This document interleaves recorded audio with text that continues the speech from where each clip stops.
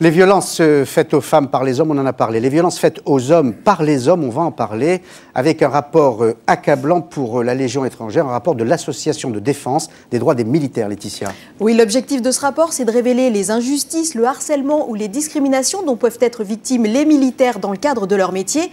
Alors attention, il faut bien préciser que le but n'est pas du tout de nuire à l'armée ou à son image. D'ailleurs, la plupart des membres de l'association sont des militaires ou d'anciens militaires.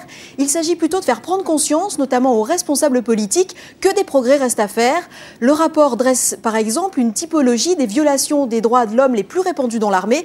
Alors je cite un bizutage collectif, traitement inhumain, harcèlement sexuel et moral ou encore restriction de la liberté d'expression. Et la publication de ce rapport est accompagnée de témoignages précis. Oui, en effet, plusieurs militaires ont profité de la sortie du rapport pour raconter leur propre expérience. Le site Rue 89 a notamment publié des photos et des témoignages de légionnaires assez forts, assez choquants. Nous-mêmes, nous allons montrer des photos exclusives que vous nous avez apportées pour cette émission et qui sont assez dures aussi. Et suite à toutes ces publications, eh bien, le ministre de la Défense lui-même, Hervé Morin, a reconnu qu'il y avait eu certains débordements.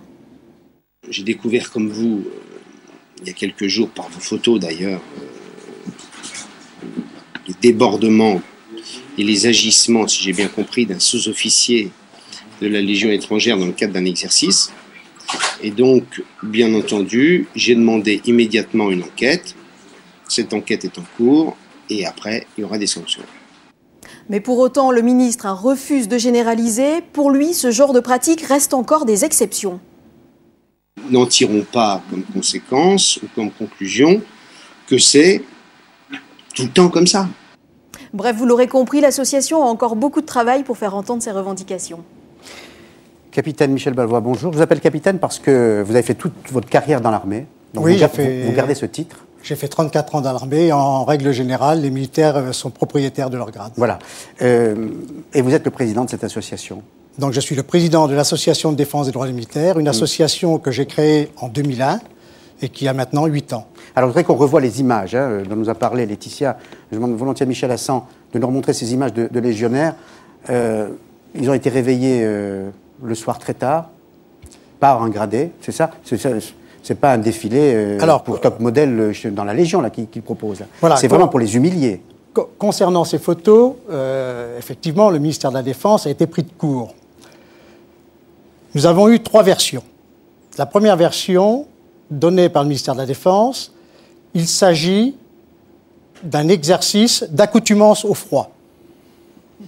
Pas de chance, Castelnaudary, Paul Amar, comme moi, vous connaissez Carcassonne, il fait très chaud dans cette région. Et c'est une très belle région. Et c'est une très belle région. Donc, ça ne pouvait pas être un exercice d'accoutumance au froid.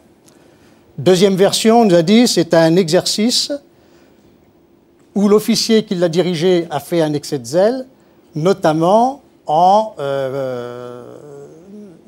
passant à la réalisation de l'exercice, concrètement, alors qu'il s'agissait d'un cours sur les prisonniers, ce qui justifierait le fait que les gens aient le t-shirt sur la tête et puis qu'ils soient en slip dénudés. Bon. Troisième version, c'est celle de la semaine dernière. Il se serait agi purement et simplement d'un cours sur les droits des militaires. Mais j'avais pris soin, évidemment, de conserver 2 photos. Celle où vous voyez les légionnaires dans la boue, ils sont en train de traverser une mare, et l'autre photo où ils sont en train de faire la chenille.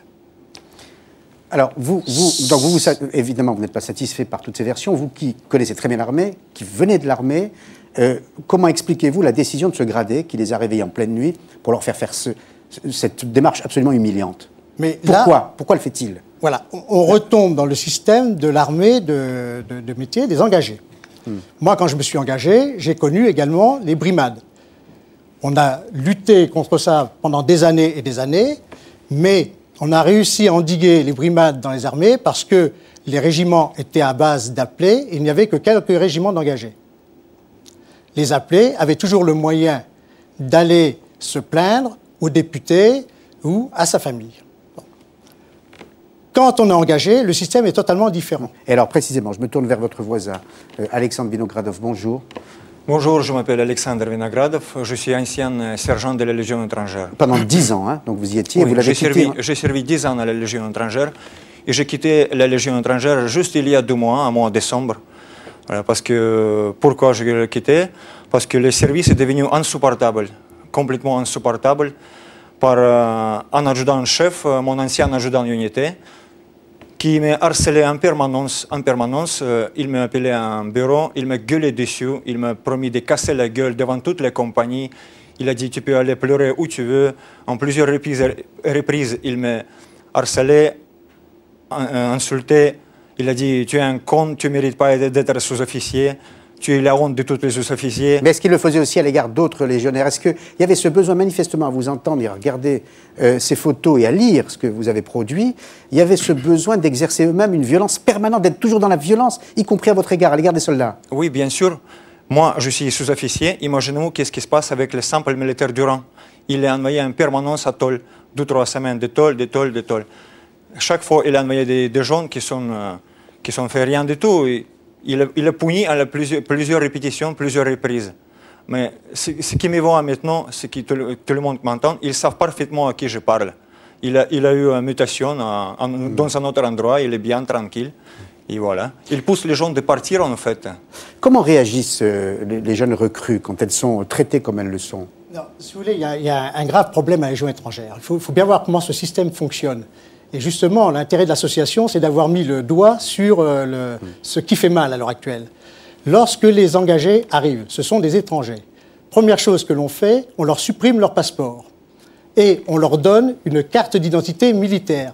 Sur la carte d'identité militaire, on a pris soin de mentionner qu'elle ne pouvait en aucun cas servir à la délivrance de papiers officiels. C'est-à-dire que le légionnaire, une fois qu'il a sa carte d'identité militaire et qu'on lui a enlevé son passeport, il devient un individu sans droit. Question à un téléspectateur, ne faudrait-il pas mettre des observateurs indépendants au sein même de l'armée pour éviter ces dérives? Ah, tout à fait, il faut absolument qu'il y ait un contre-pouvoir, il faut que la Légion étrangère soit contrôlée. Je cite simplement le titre de votre livre, pour que l'armée respecte enfin la loi. Et donc le travail que vous faites, et Laetitia a précisé tout à l'heure que, d'ailleurs vous n'apparaissez pas comme un militant gaucho subversif. Non, absolument pas.